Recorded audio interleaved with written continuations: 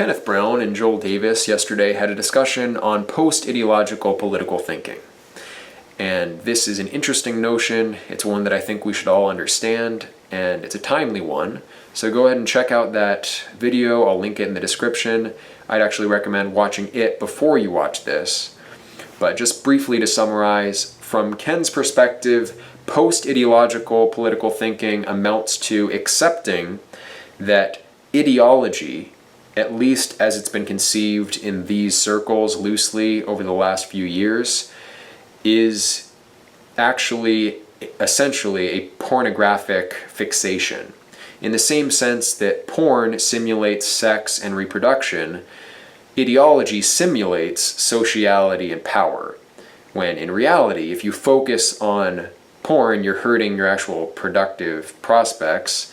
And if you focus on ideology and abstraction, you're likely to hurt your social relationships and damage your life prospects.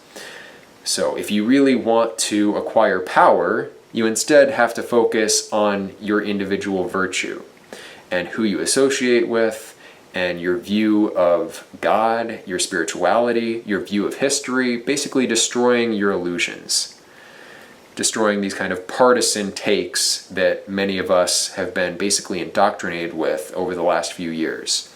Ken is very knowledgeable about history, so he has good insight in that regard. I'd recommend watching his videos. He puts out a ton of them.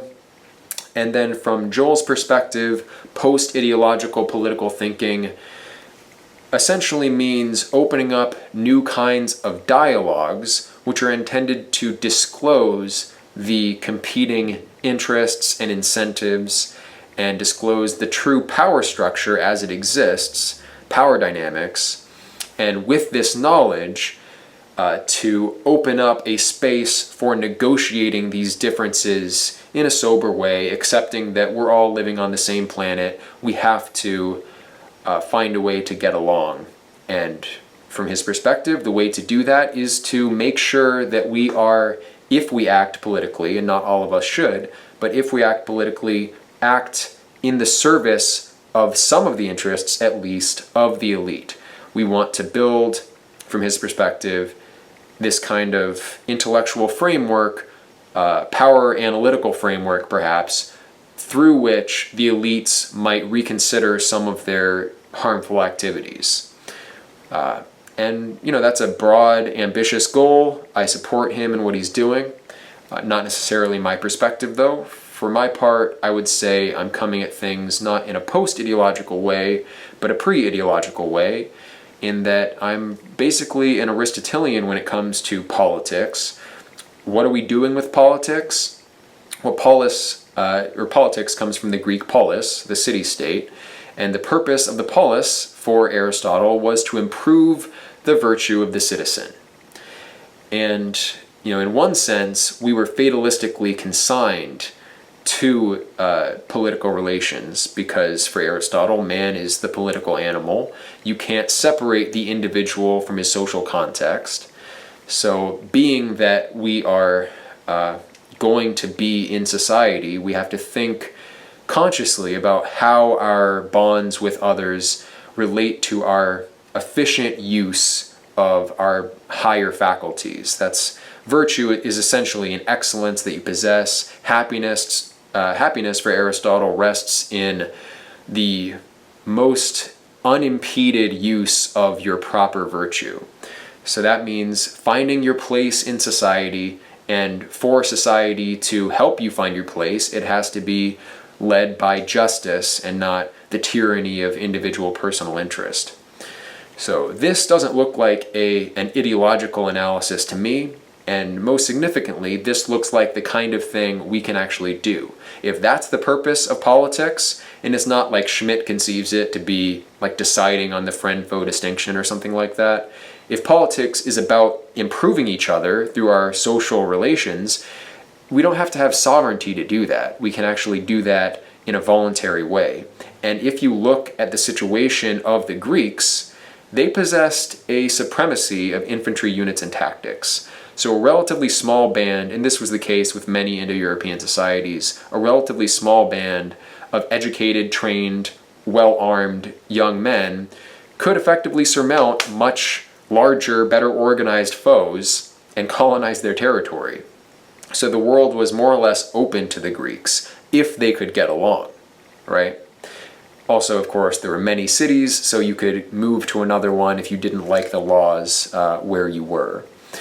So yeah, the practical situation in Greece was that this led to political considerations in a rational way, which could develop into ideological thinking, but which can also just be thinking pragmatically about how we want to live together. That's our situation. Communications technologies as they exist allow us to establish communications networks that are very wide in scope, and the technologies as far as like programs for facilitating this, like social networking technologies, we can establish hierarchies which are explicit, which are formal, like formalism from neo-reaction, which Joel talks about.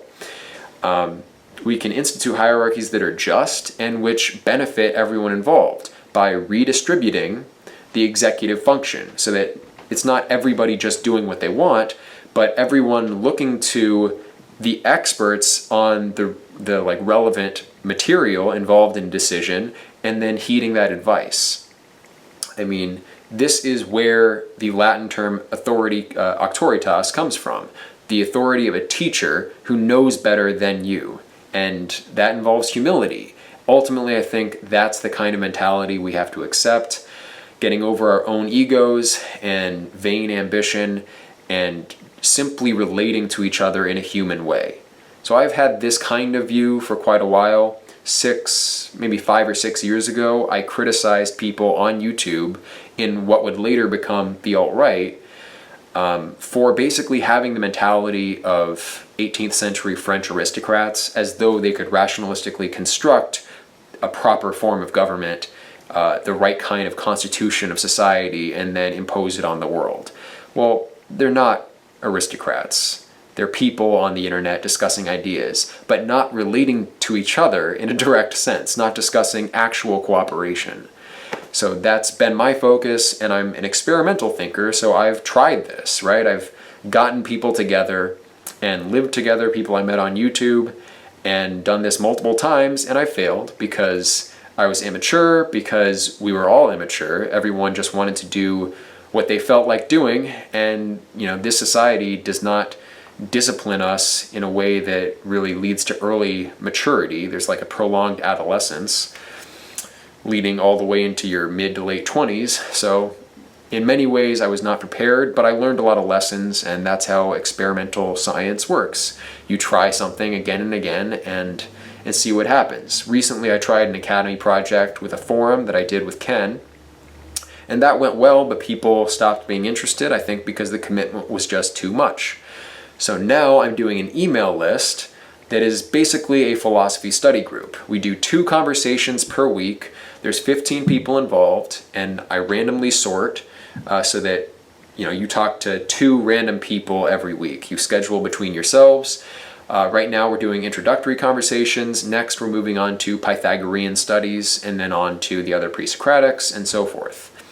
And the reason I'm focusing on this is that if you really think about it, all of the issues that you end up thinking about in ideological political thinking are really, they boil down to philosophical questions. So if you don't have a system of ethics, a system of metaphysics, whether that's going to be a denial of metaphysics or whatever it is, you have to think about these issues and decide what you believe on them.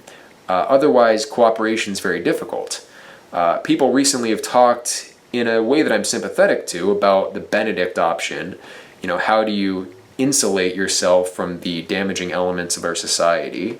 And the way to do that, historically, is to establish religion, which acts as a semi-permeable membrane, letting in the right sort of people, keeping out the wrong sort of people, and then organizing activity within the circle. Because if everything's disorganized, the group disintegrates. That's just the way people are. We need to be bound by ideas, philosophically, that's where I'm starting, but also by deeper spiritual archetypes.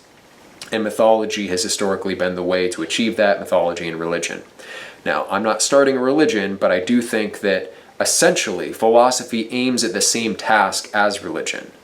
Religion in general is for people who have that kind of worshiping mentality. Philosophy is for people who are just not satisfied with unquestioned belief. And that's the kind of person that I am. Now, I've coincided with a lot of major religious beliefs in my own personal philosophy, but it just seems like that's more in line with the kind of people who may watch my channel.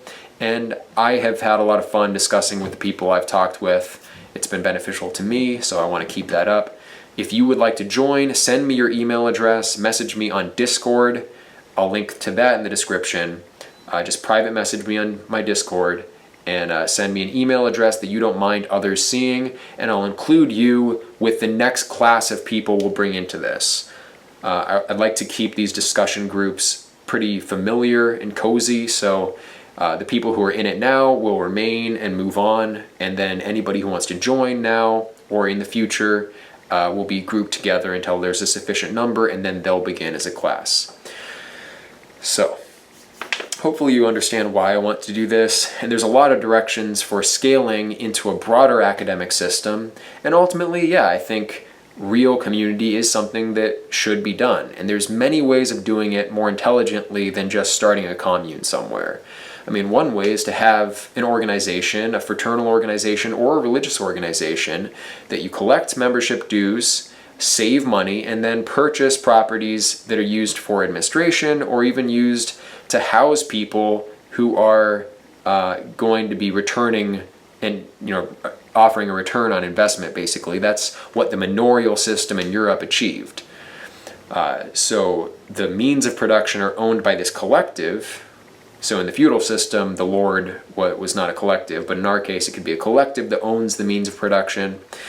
And then the people who are actually in a position to benefit from that are able then to go out and start their lives. And if you look at the math of a group doing this and consolidating resources, you're going to avoid the premiums that you would otherwise pay if you just go and buy your own house and get a traditional mortgage. You're first of all paying like twice what the house is worth if you actually pay off the mortgage till the end. And I mean, if you have a group like this that's sufficiently large, these are ideas for the future. Don't think I'm trying to do all this spur of the moment right now. But if you have a large group, you can buy the land itself and then send out members of the group who have a background in construction or who are willing to be trained in construction, and then go and actually build the infrastructure yourself. You'll save a lot of money that way. Each level of the production chain, you're paying a premium if you're buying up the chain. Ultimately, the commodity that you need to have is land. And looking into the future, with like the coming transhuman technocratic elite control, we're going to have a new kind of feudal system. And if you're not a property holder, you're not attached to a property holding entity, you're going to be pushed out. And likewise, the kinds of productive activity that are viable will be higher and higher IQ in nature. You'll be a creative, or you'll be a technical expert, or you basically will be useless and robots will replace you. Whereas if you're part of a broader collective where you get to make decisions on the basis of intelligence up the chain, then you'll be able to kind of, in a basic sense, you could be a serf on the land, or you could do, jobs within the collective without the traditional kinds of compensation. There are just other ways to organize this where we can actually save the entire spectrum of human society. Rather, the intelligence distribution, instead of like this really harsh Malthusian pressure basically eliminating everyone else. So collectivizing, I think, is a significant way of avoiding that. But yeah, eventually buying land, starting an academy, and that's something that I do want to do. Basically what the university system is, but better organized, with a better schedule of life, better hierarchies, using better technology. I think that the system we have now is stale, and we can definitely do better.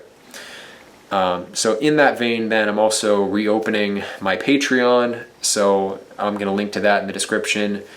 I want to start this, and I have a job, I save up money as much as I can, but I do make these videos and I put a lot of time into doing the relevant reading and thinking about this a lot, and I want to solve a problem not just for me and my family, which it is for that purpose, right? I want my kids to grow up in a good community, but also people who are of a similar spiritual nature to myself, and who at a bottom line kind of level just want to avoid the predation of the global elite and lead a good, virtuous life. That's what politics is about, not this ideological abstract stuff. It's about cooperating.